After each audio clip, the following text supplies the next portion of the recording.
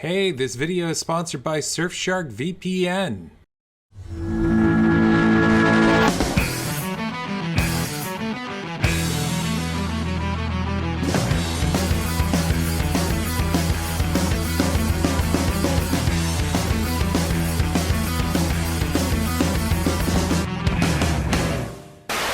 Hey everybody, it's hold on, I'm gonna get this. Hey, it's Vadim. Yeah, I'm HeyIt'sVadim. And super special announcement! We hit 100,000 subscribers.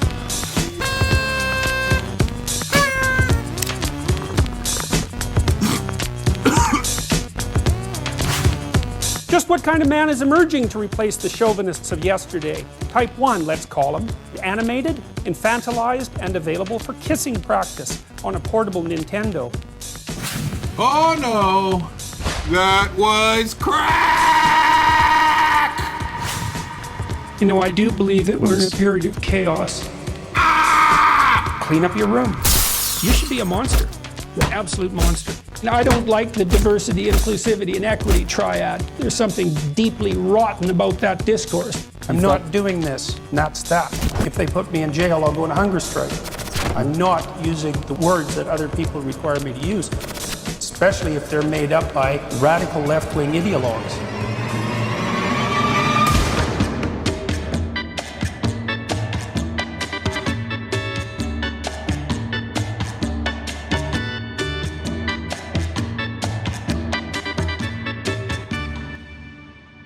Hey friends, coming to you from about 6 months after the majority of this video was shot, and fun fact, if you watch this video closely, you can actually see me drop about 20 pounds over the course of it. And hey, if you're wondering how that stunning transformation occurred, well, that's all thanks to today's sponsor, Surfshark VPN.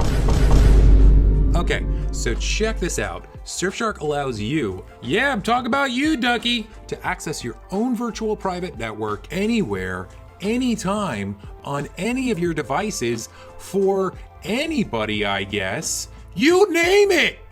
Surfshark VPN, it's gonna do it! So Surfshark is an app and browser extension that allows you to safely access content from across the globe. For instance, let's say that you're in Antarctica and you're all like, why did I sign up for Netflix here? Literally all this has is footage of a robot penguin hanging out with other penguins. I want to watch Is It Cake? Well, just install Surfshark, switch your virtual location to anywhere but Antarctica, and bam, there you are, suffering through the crappiest cooking show ever, just to figure out which one of these ducks is a cake. Oh, it's this one. Okay.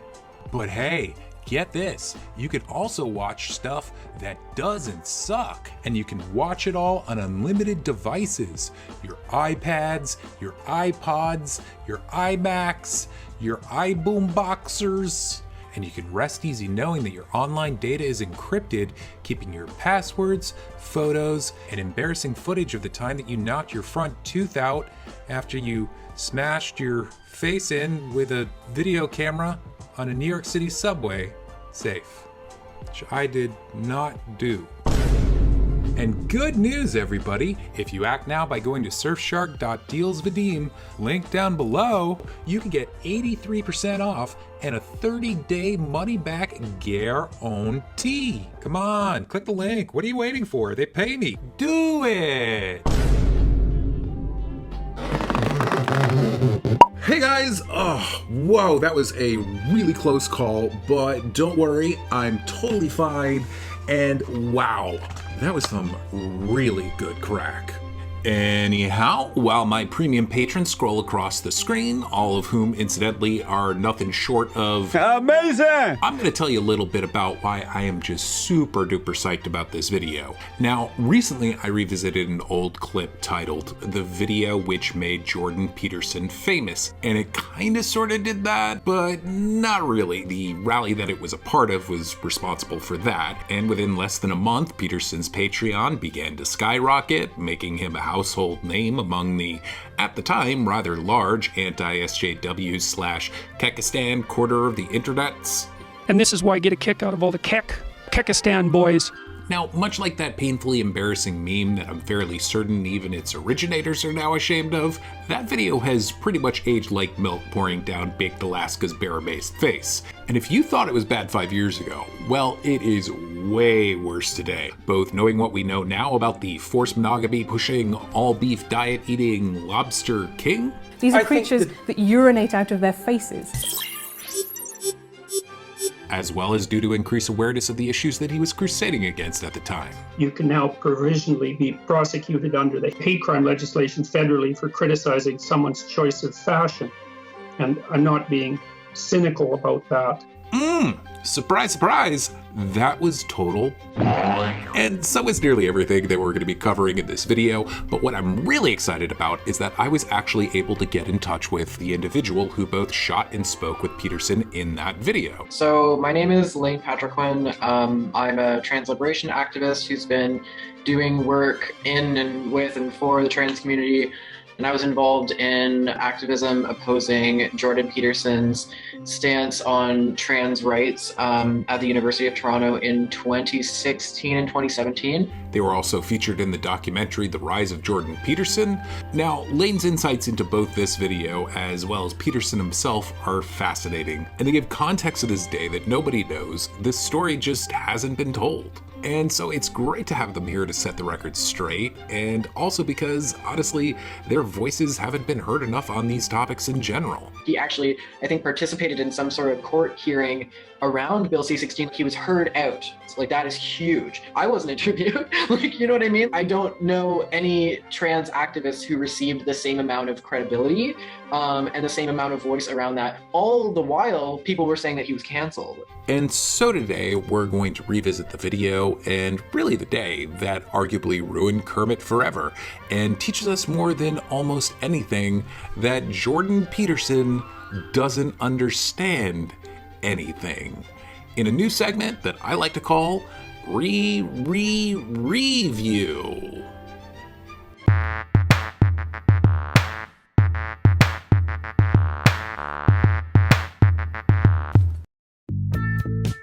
So you very well might know that before this video was shot, Jordan Peterson was a largely unknown professor of psychology at the University of Toronto who frequently moonlighted as Jerry Seinfeld's stunt double. What's the deal with these totalitarian postmodern cultural Marxists? But in the weeks leading up to the day that this was shot, he had already started gaining notoriety. So he got on my radar when he released a series of videos. It was basically like him giving a very emotional PowerPoint presentation about how things were declining and a bunch of kind of McCarthyist, like Red Scare kind of things. This is starting to affect my clients. I've had 3 clients who have been driven near the point of insanity by politically correct occurrences at work. And then like went in on this deep dive about pronouns and trans people. I think it's nonsensical. I think the formulation is absurd. I think it has no scientific standing. I think it's ideologically motivated. I think it's divisive. I think it's dangerous. It causes chaos. This was all, of course, in relation to the Canadian Bill C-16, an amendment to the Human Rights Code which extended discrimination to trans and non-binary people. We'll get into that more later. But unknown to many, a week before the now famous free speech rally, Lane and the local trans non-binary community organized a rally of their own called Trans Teach-In. We had created what should have been a historical event. It may have been the only gathering of that type in Canadian history, of trans people in a public space gathering in a large number to go up to an open microphone and announce publicly their experiences. I don't think that's ever happened. So it's necessary to understand a few key aspects of that event in order to truly understand this video, because the other rally we'll be discussing was actually a response to it. It also very much informed the attitudes and the tactics of the counter-protesters present at the following week's rally. But also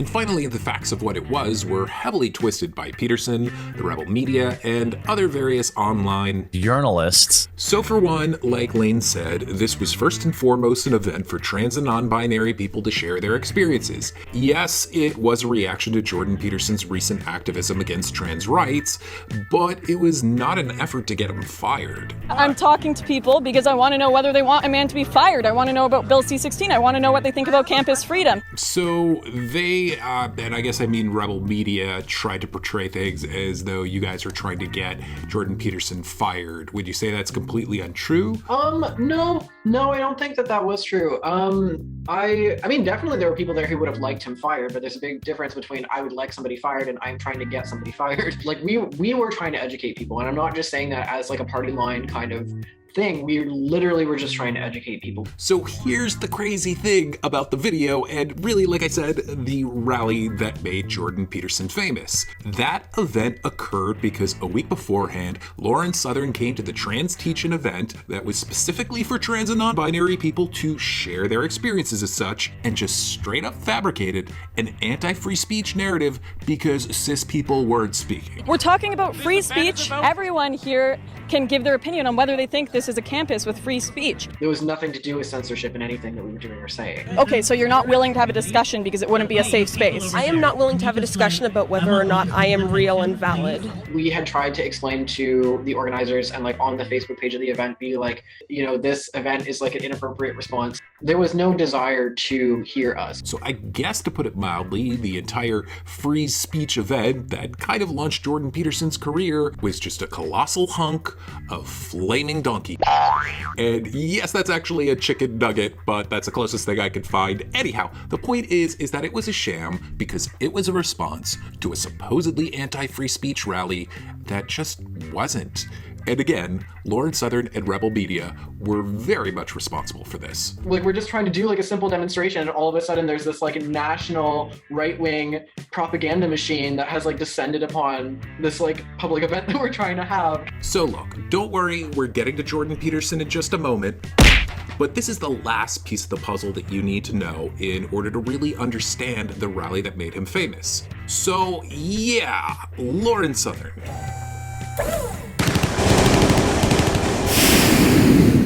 The highly celebrated journalist definitely upheld her one urinalistic standard that day.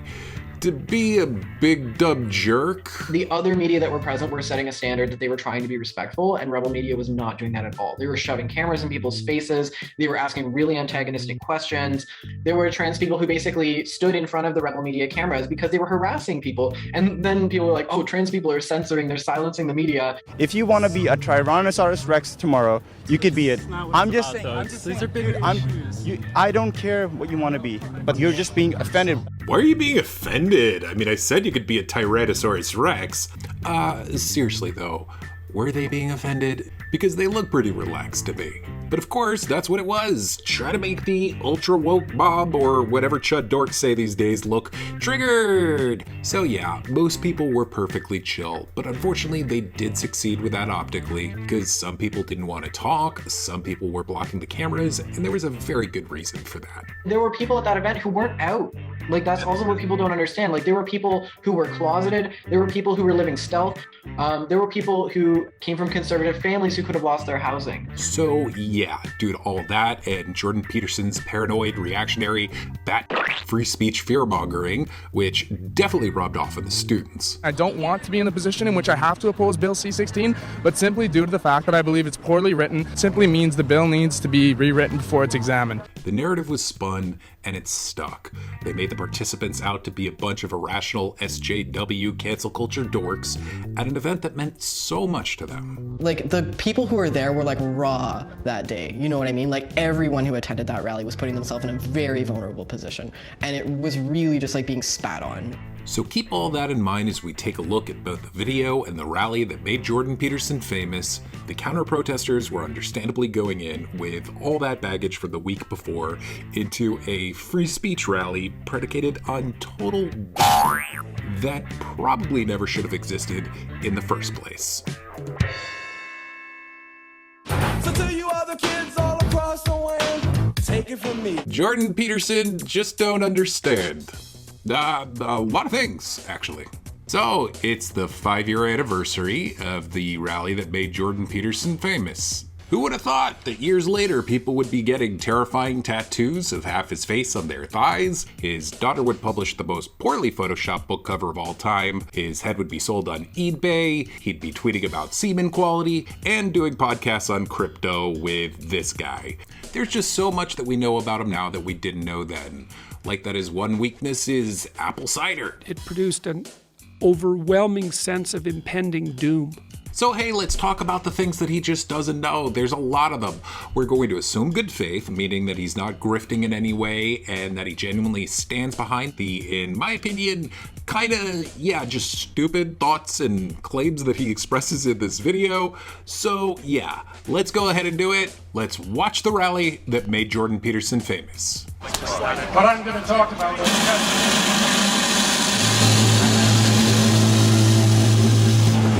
Part 3. Jordan Peterson doesn't understand why these students were using white noise machines. So we have to get this out of the way because at the time there was a lot made of it, and maybe you don't understand it either. The standard answer at the time for many was they're trying to rob him of his free speech. You know what? It's not an entirely objectionable opinion to have. But okay, there's a few things that we have to hit here. I can speak on the white noise machine. There was a lot of different opinions on tactics, on politics, on everything. I did not, as an individual, endorse the white noise machine. Not that it matters, and not that I'm decrying it. Okay, so let's try this again. In the minds of the people who were organizing that counter demonstration, what Jordan Peterson has to say is factually incorrect and is harmful. Yeah, what he was saying that day was factually incorrect, it was harmful, but that just scratches the surface. So now just have a good listen to what the organizer of the event and Lauren Southern had to say that day. Yeah, there is an issue of political correctness. It's not because I'm completely ignorant. It's because I'm trying to think about those things and trying to form an opinion about those things.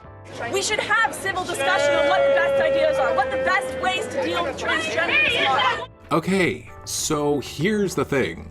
What he wanted to sit around and figure out his opinion on, and the civil discussion that she wanted on how to deal with the transgenders, well, it was about their rights. It's really convenient for them, isn't it, to have the luxury to sit around and deliberate as to whether or not the transgenders deserve to have something that literally everyone else in the country has, something that just shouldn't be negotiable. Now, Jordan Peterson still thinks that a comparatively insignificant right that wasn't even violated in the first place is some sort of catastrophic free speech crisis. And we're gonna get into that very, very, very dumb minutia soon, but he just doesn't understand why some people who don't want to see their equal rights sabotaged might justifiably want to throw a metaphorical hand grenade into that conversation. Tactically, I don't think it was a good decision. But I'm also not going to, you know what I mean? I'm not going to call those people out or say that what they did was wrong. I empathize with it so much. They're just like, but we're right.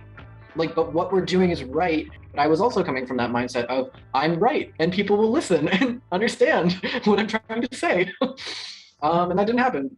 The reason I'm defending freedom of speech is because that's how people with different opinions settle their opinions in a civil society. Part 4, Jordan Peterson doesn't understand free speech because if he did, why would he be an enemy of it? You made your decision 2016. You decided I can't do that. It violates my conscience. My soul's at stake. I'm really having trouble viewing him as something other than a hero of free speech. Professor Jordan Peterson, he's a rock star in the battle to preserve free speech. Let's pray for our brother. Come on. Put your hands towards him. Lord, I thank you for Dr. Peterson. You know, some people say that pointing out hypocrisy doesn't always make for the best criticism, but Jordan Peterson, as a phenomenon, was disgorged from the vagina of Bill C-16 like a free speech baby Jesus. So yeah, f*** all that. It's pretty relevant, especially since in Peterson's demented narcissistic brain, the meaningless stance that he took against Bill C-16 was literally some kind of religious battle of the soul that he was waging. What I saw in that legislation was a sin against logos. You're messing around with their soul. Jordan Peterson is a huge enemy of freedom of speech because another thing that he was doing around that time was actively trying to get humanities defunded. What can be done?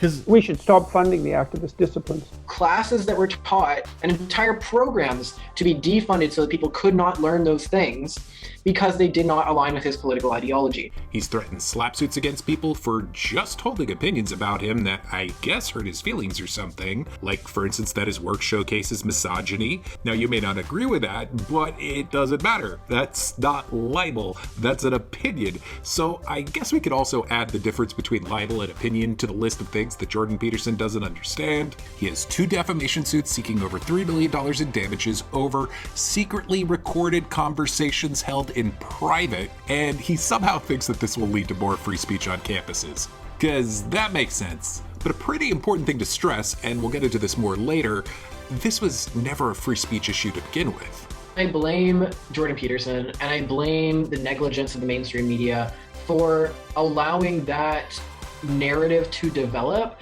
that his perspective was genuinely, well, I'm just fighting for freedom of speech and I can't believe these people oppose freedom of speech. I do not oppose freedom of speech. Look, there's a lot more that we could hit, but bottom line, although Peterson is fantastic at creating threats to freedom of speech where they don't exist, he's not always that great at upholding it.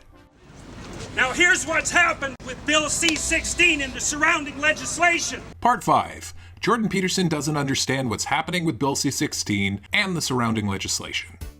So yes, Bill C-16 passed about 4 years ago, but I use the term doesn't because, of course, he still makes the same exact claims about it that are at this point about 99.9999999% disproven that he always did. You know, the Canadian government put forward a piece of legislation that compelled speech, essentially, that required people on the pain of punishment by law to use pronouns. Now, to Jordan Peterson's credit, he was only incorrect about every single thing he said there. But look, we're not really going to get way into this. There's lots of deep dives out there. I recommend Weird Hell's video on the topic. Now, just some quick bullet points. Number 1, in 4 years, literally no one has been jailed over this. 2, in 4 years, only one individual has been fined, an anti-gay and trans activist who severely harassed a trans politician to sabotage their political run. The same behavior towards any race, creed, religion, etc. easily would have yielded similar results. Number 3, in response to subsection of the Criminal Code 318, Peterson insisted it would force him to go to these measures. If they find me, I won't pay it. If they put me in jail, I'll go on a hunger strike. I'm not doing this. 4, Peterson has yet to be fined, jailed, or forced to go on a hunger strike, but he has had the opportunity to malnourish himself with his disgusting all-beef diet. 5, what Criminal Code 318 actually deals with exclusively is the public advocacy of genocide against an identifiable group. 6, although under the law there was no circumstance in which he would ever get fined, jailed, or have his creepy teeth forcibly extracted for not using pronouns that he objected to, he always had the very simple option of using a student's proper name instead. 7, that's right, all he had to do was use someone's name, and he knew this. 8, that's seriously all he needed to do. What the f is his stupid problem?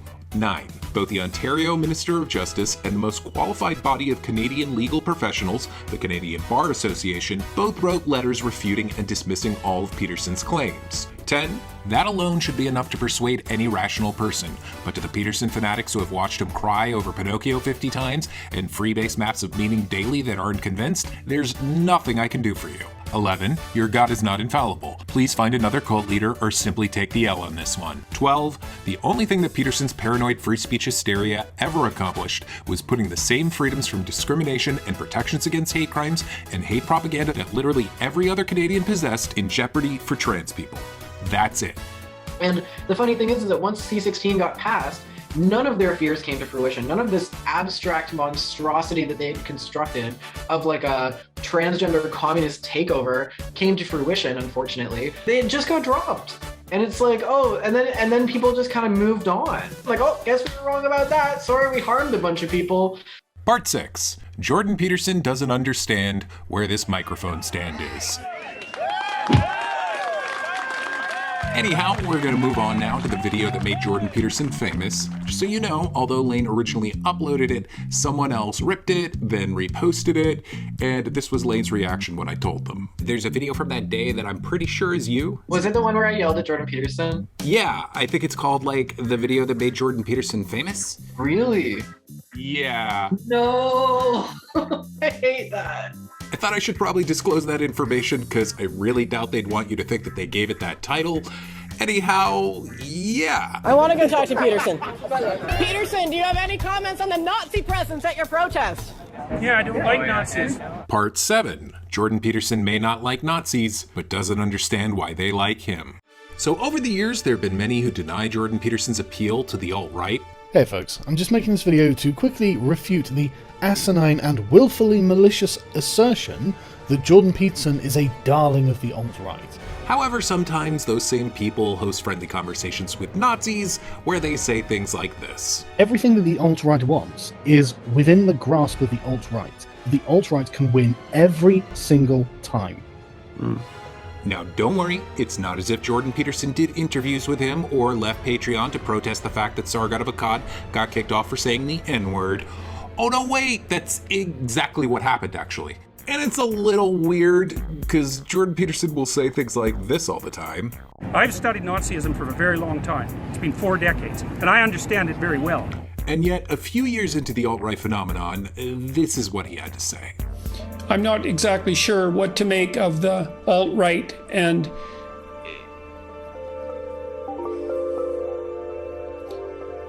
then one last thing. I'm not sure what. And then one last thing. Oh, no. You don't get another chance. That's just too awkward. So unlike the low end of the crypto-fash scale, Peterson is a big fan of Sargadavakad. But then there's Gavin McGinnis, Stefan Molyneux. He also did an interview with Tara McCarthy, this just horrible woman who would tweet the worst things ever, like polls asking if miscegenation is tantamount to beast. What? No, seriously, she is vile. We all intuitively know that there are certain groups of people who have higher crime rates, who are shit at doing anything. They do such things as crapping in their own water supply. Just to clarify, sorry, I got a little lost. So, did he do an interview with that Nazi woman? Thank you for joining us, Professor Peterson. No problem. Thanks for the invitation. There's been a lot of articles on his appeal to the alt-right, but I never hear mention of things like that. But yeah, what's going on here? Do you think he's just being a huge fucking idiot? I'm not really interested in giving him the benefit of ignorance because he wouldn't give that to anyone else. Like, he is too educated of a human being. He is too informed about the politics that I would give him that to say that he didn't know. And he has been studying fascism, allegedly. I studied totalitarianism for 4 decades, and I know how it starts. He is very public about having studied fascism and totalitarianism for literal decades, so he should know better. I've studied Nazism for a very long time. It's been 4 decades, and I understand it very well. And I can tell you that there's some awful people lurking in the corners, and they're ready to come out. And if the radical left keeps pushing the way that it's sounds pushing, very much like a they're threat. going to come. That sounds very much like a threat. Part 8. Jordan Peterson doesn't understand why that was a threat. So, we still need to establish why the alt-right had an instant, big old man crush on Jordan Peterson back in 2016. And a lot has been written on this topic, but I want to focus on something that I haven't heard much talk of. How he excuses and justifies the existence of the alt-right, and in the process, blatantly utilizes them as a threat. Yeah, not exaggerating, follow me here. So first off, have a listen to what he had to say about the, at the time, unpassed legalization of gay marriage in Australia.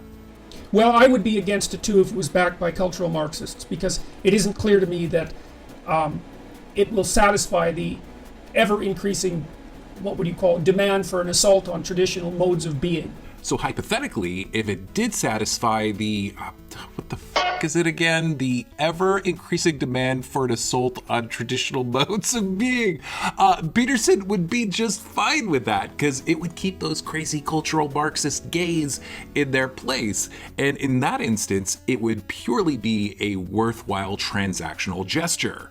Rights don't even factor into the equation. So with that in mind, listen to Peterson's remarks that day. They contained wildly violent rhetoric. Passing Bill C-16 would bring about something dangerous beyond comprehension. And earlier, we heard him say that there's some awful people lurking in the corners and they're ready to come out. And he does this constantly, plays the role of a peace negotiator who's just trying to save us from some highly vague, looming threat. I am not an advocate of violence. I'm speaking out the way I'm speaking out because I think this is a route to no violence, and violence is lurking. On the one hand, saying I don't endorse violence, and on the other hand, promoting an ideology and a worldview in which violence is inevitable. If you're like, I don't endorse violence, but if you do, it's inevitable. Like, that is, speaking out of both sides of your mouth. And so here's the kicker, and possibly the most unhinged thing I've ever heard him say. So I've received terrible information from people on the far right in the last weeks, and it's terrifying. And I can tell you, if we keep pushing too hard on the fringes of the radical left, we're going to produce a counter response that we do not want to see.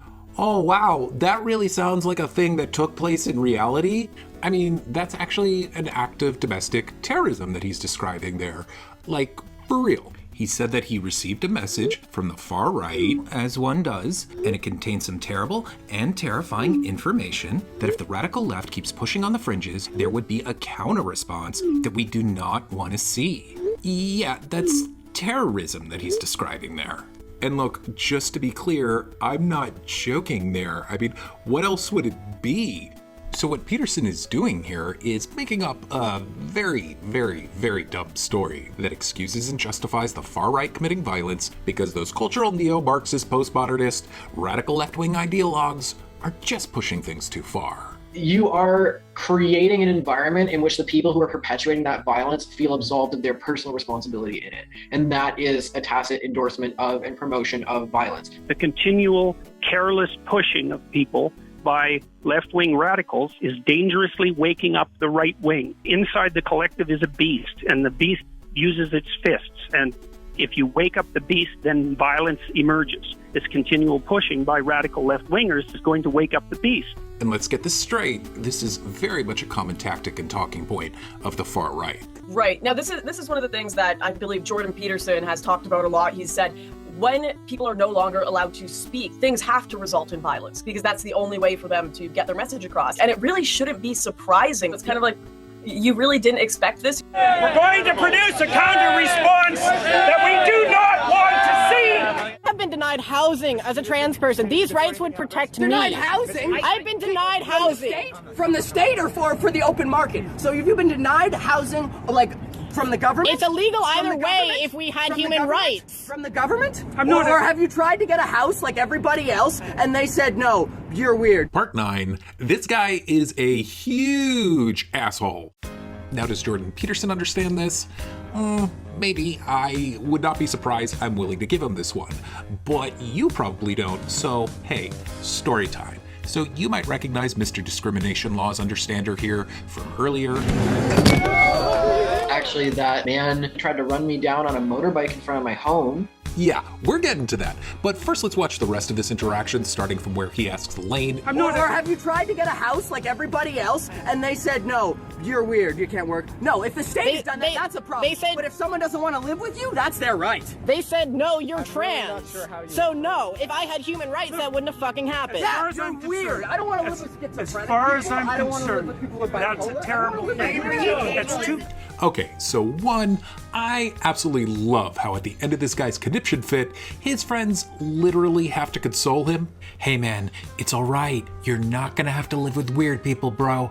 And actually, if you look at the top of the clip, the moment he stands up, his friends are like, okay, don't embarrass yourself, dude. Just shut the fuck up. Anyhow, I think that by learning more about this guy and analyzing this situation right here, we can come to a better understanding of the event, Peterson himself, as well as the crowd's general attitudes towards trans people that day as well. So for the sake of this video, we're gonna refer to him simply as Jeff. Honestly, I prefer shit for brains, but I'd have to do a lot of this in post, so Jeff it is. Now, Jeff did speak at the free speech rally that day. Huge content warning for transphobia. If you want to skip that, you can go to this timestamp. I do not blame you if you do. Do you think people love those people? Do you think they're listened to? No! So they believe these crazy intersectional cultural Marxist ideas. I sit at home, I go on the internet, and I lose my mind. You're just tattooing your body and cutting off your genitals. It's not mental illness, it's just another Sunday. That's unacceptable. I truly think this is indicative of a culture that hates men. This is general mutilation for the Western civilization. shows the kinds of things that were being said at that and the reason why people thought that it was important to counter-demonstrate that. So, yeah, I want to hit on this again, because it's just that the overwhelming narrative that was spun about this day was basically, to put it bluntly, the transes have taken control and they want to nuke your free speech. And, well, just consider this quote from a counter-protester who was present that day. The goal with the noise disruption was not to suppress anyone's free speech, but rather not to take someone's speech lying down. These people were yelling homophobic slurs, transphobic slurs, referring to us as things and its. We were hoping to make that a little harder to hear. I think that there's many people, certainly on the right, but also very much on the left, that just don't get that. And you know what? It's understandable, because the media failed that day. And by the way, I actually cut out the very worst of what Jeff had to say because I thought it was suitably nauseating on its own. And yes, Jeff was by far the worst that I've seen of that day, but every speaker I've seen at least has moments like this. There's no such thing as gender fluid or agender or any of that. And me being able to say that, I should not be silenced, just as I don't silence you when I hear your bullshit. This free speech rally, it was kind of an anti-trans rally. Yeah, that's... Especially when you factor in that the entire event was predicated on a non-existent threat and in opposition to their rights. And you heard the cheers. The crowd ate it up. So where did it come from? How did we get to this place where we're so fragile? The safe space people. These were not the safe space people. These were the, oh, okay, so a highly delusional professor who thinks my rights are a cultural Marxist plot to destroy free speech and throw people into gulags is mobilizing the student body against me and my friends at the school that I fucking pay for. Well, excuse me if I don't just sit around and take this fucking bullshit, people. So, back to Jeff. It's very awkward, yet 100% predictable that Peterson just stands there stone-faced as Jeff calls Lane weird repeatedly. He obviously means trans by that, so saying, yeah, you're weird is literally the same as saying, yeah, you're black, or, you know, the thing that would really send Peterson into a rage, yeah, you're white. Ah, I'm gonna fuck you up, bucko! Again, nearly 10 million people have watched this. No doubt, many of them have thought, hey, that guy shaking Jordan Peterson's hand and arguing that it's totally cool to deny someone goods and services like housing for being weird, that guy is awesome. So I just feel completely obligated and very, very, very glad to share with the world what our friend Jeff was actually like behind the scenes. He was a delivery cyclist person, and he was notorious for harassing people on his motorbike, like doing donuts around people on the street and running his bike at people. And he actually had a warrant out for his arrest for punching a man in the face in the lobby of an apartment building when he was on delivery for Uber Eats or whoever he works for. So like when I was walking to work, he would motor past me and like yell something at me and then like turn his bike around and run past me. Like he would like harass me with his fucking motorbike on the street. Yeah, I encountered him like in the night, which was like terrifying. I saw this motorbike on the pavement in front of me and I'm like, there's no way that's him. In my mind, I was like, please don't let it be this motherfucker. And he rode his bike like straight at me to the point where I had to jump out of the way. And then he circled back and I ran into the bar because I didn't know what he was gonna do. And at this point, we already knew he had warrants out for his arrest for assaulting people. He had made like threats online to hurt people. Like he was actively endorsing violence. He actually got banned from the free speech page, which is so funny to me because they're like free speech absolutionists, but there's always a line, isn't there? He got banned from the free speech group for endorsing violence against trans people. So I had to like hold out in this bar after almost getting run over by a fucking e-bike, the worst way to die. So that's Jeff, guys, the spontaneously violent Uber Eats delivery guy who hunted down trans people on his e-bike in the night, but really wants you to know that he is not going to live with weird people because he's just way too normal and socially well adjusted for that. Funny enough though, Jeff is not the only one in this crowd with an extremely embarrassing story relating to Jordan Peterson and the limits of free speech absolutism. Plus, it's got a whole bunch of fucking Nazis in it. Yay! You want to hear that Jordan Peterson story with the Nazis? Well, be sure to subscribe to catch my follow-up to this video detailing the kind of crazy story behind this guy right here and this notorious Jordan Peterson photo. Yep, that is the same guy. Do it! The newest legislation is requiring people to use. But you are aware that that's being put in place so that we can't get fired. We need to be written into the Canada human rights legislation, or we can be fired for our gender identity. Well, then why'd you make a fucking video about it? Okay, part 10.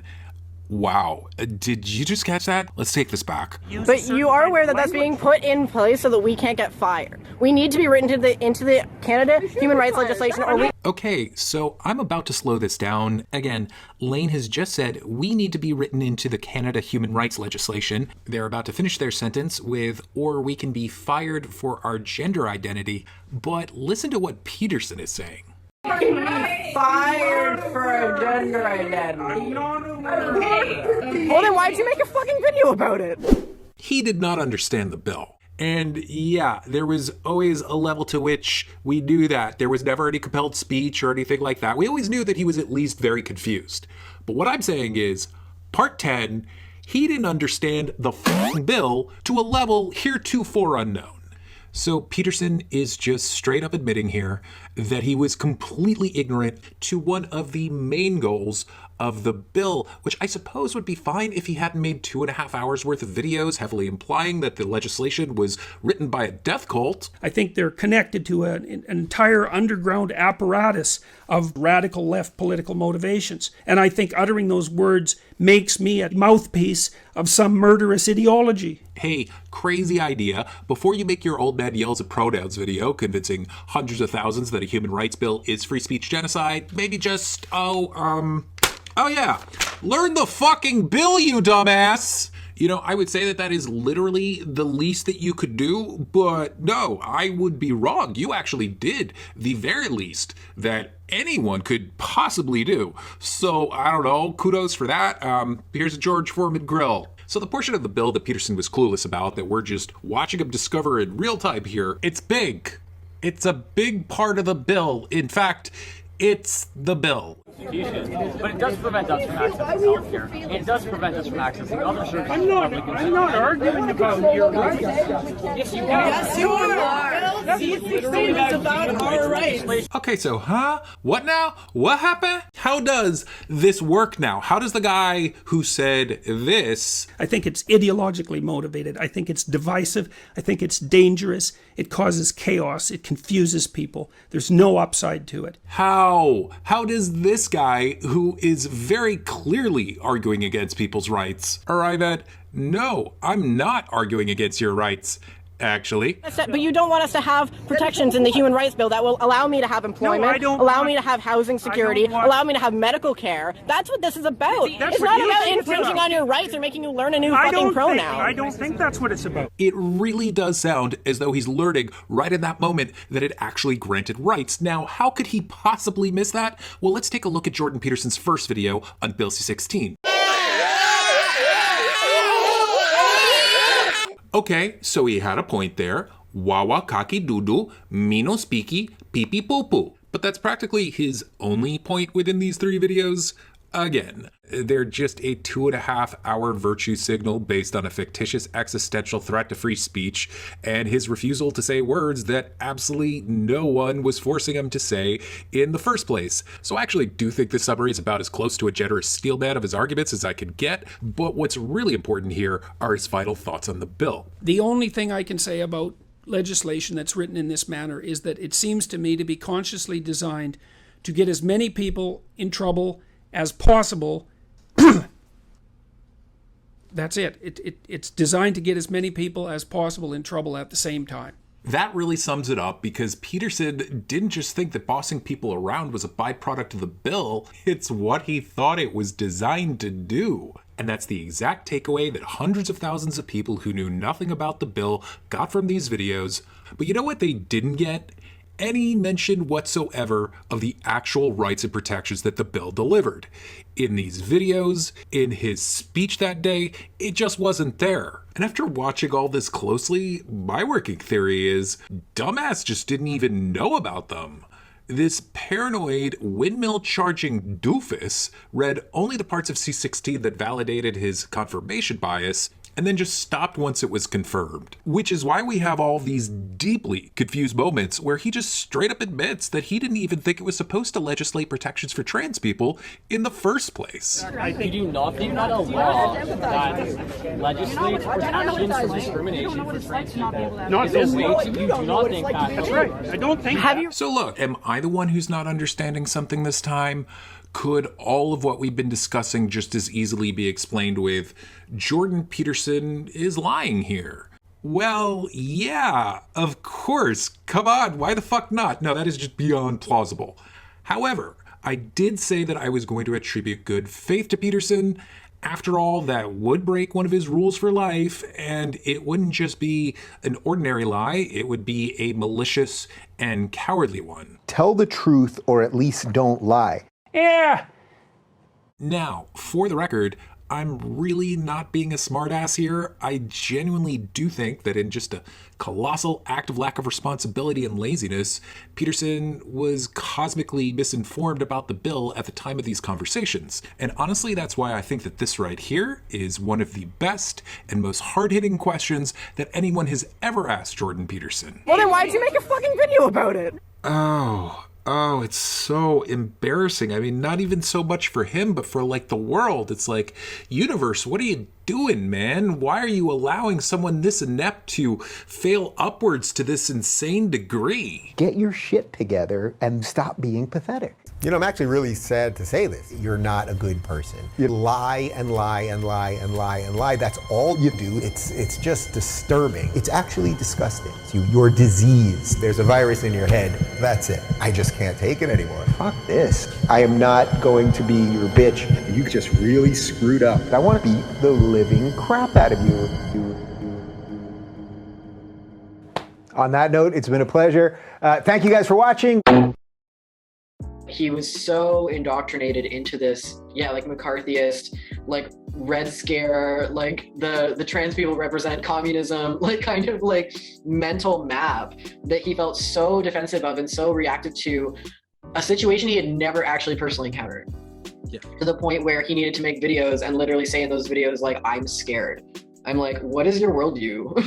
That you're like scared of something that's never come up. Like, it's a purely hypothetical situation. So, just to be clear, that was Lane explaining that Jordan Peterson had never even had a trans student before any of the C-16 stuff transpired. And looking at it all these years later, that just makes perfect sense. Lane is spot on. He was just a very, very, very, very scared man. All of this scares me. The laws scare me. The changes to the laws scare me. The doctrines behind the laws scare me. The people behind the doctrines also scare me. I'm scared by the response of my colleagues. And then my own response scares me. It scares me that I think that because it sounds paranoid, and that scares me as well.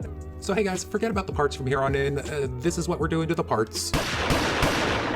So Jordan Peterson in 2022, it really seems like he's trying to relive the past more than ever. He's just playing all the old hits. For one, he's been crying a lot. He recently cried over Antifa. He cried while talking about hell. He cried while watching footage of himself crying. But more notably, just this past March, Peterson launched a brand new campaign against yet another Canadian bill that I'm only about this positive he didn't even bother to read as well, C-67. A warning to citizens of Ontario and Canada. Bill 67, which purports to be nothing but an anti-racist bill, is in fact the most pernicious and dangerous piece of legislation that any Canadian government has attempted to put forward. It was basically the Jordan Peterson equivalent of what are those straight-to-DVD asylum ripoff movies? You know, Snakes on a Train, Transmorphers, Tomb Invader. It was just a really shameless, desperate attempt at a C-16 reboot, but starring critical race theory this time? Yeah, not really worth renting. Try Jurassic World or Titanic 2 instead. Also, back in January, he finally rage quit the job that he had been warning for years and years was totally gonna fire him for not being woke enough, citing basically woke madness as the reason. So Peterson never got his hunger strike, the free speech apocalypse never came, he never had that true moment of martyrdom that he just so desperately wanted. All my sacrifices went unrewarded. So Peterson just can't seem to quit C16, and it's all very sad and pathetic, but extremely appropriate and good, because of course this entire time he's only continued to double down on everything he said about it. The bill was this much about gender. Right. And it was this much about right. compelled speech. It was a crime against free speech. Looking back, are you happy that you made that decision? I don't believe that it was a mistake. I feel like more so than he currently does harm, the harm that he did around the trans community and bring it into public conversation to question the validity of trans rights has had effects that have resonated and are still kind of rippling out from that event in ways that I don't even think I'm fully aware of. You know, I learned early on that all the opposition to C16 was predicated on bullshit. But after actually discovering the details of how this all went down, how from the start, a community of people who were just trying to reach out to others and share their experiences were made into threats to democracy by this cowardly moron who was apparently even more of a moron than I ever realized. How does that work? How the far-right dumpster media not only lied, but was right in there, manipulating, agitating, and dictating the narrative from the get-go. How mainstream media was just all too willing to declare C16 a warning to America and tell you how those trans activists that really just wanted their human rights, oh yeah, they were the real jerks here. And yet that entire time, nobody listened to them, even though their faces were plastered everywhere, and they were the story. Everything else was garbage. So knowing all of that, it's just all the more crazy, all the more of an injustice, and all the more of a huge fucking cosmic joke that all of this, that any of this, is what made Jordan Peterson famous in the first place.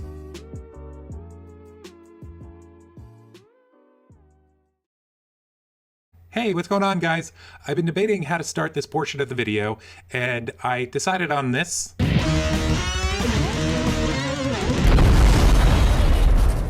Maybe I should have done the 15-minute version. Okay, so guys, coming to you from the portion of the script that was written 6 months later. Yeah, that wasn't a bit. So I feel like I should probably touch on that. So I'll just say it was a really challenging time. It was also a time that I didn't really want to take off at all, but in the long run, I think it's actually really great that I did because, well, I'm better than I've been in years and years and years, and I'm just really, really, really, really psyched to be back. Now we're gonna wrap things up with Lane in just a little bit, but for now a little heads up. So I uploaded the first 10 minutes of this video several times to make sure it wasn't getting demonetized, and it was every single time. And by the last time, I had literally thrown one of these noises on every single word I thought could possibly demonetize it, with the exception of 2 words that would just be beyond insulting to throw a over: the words transgender and non-binary. It's kind of f***ed up, right? Now, in case you didn't know, there is very much a precedence for this sort of thing on YouTube.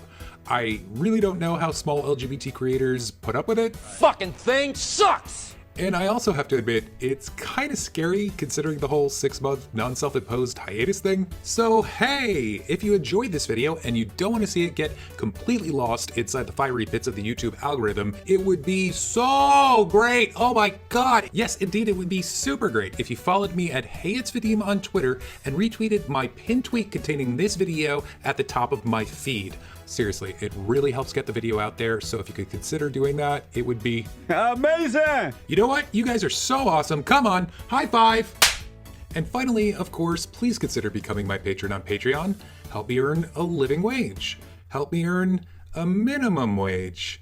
Yeah, it's like that right now. Help me afford a better camera, better sound equipment, non-plug-in generated bisexual lighting, the co-payment that I can't currently afford on the sleep study that I kind of really need. Yeah, it is like that right now, but I'm very optimistic it's gonna turn around soon. Don't worry guys, I'm clawing my way out of this toilet right now. I also have a PayPal in case you're into that. Everything is down below in the Christ box and the pinned comment, and don't forget to do this, this, and this. I forgot to write an ending to this part, so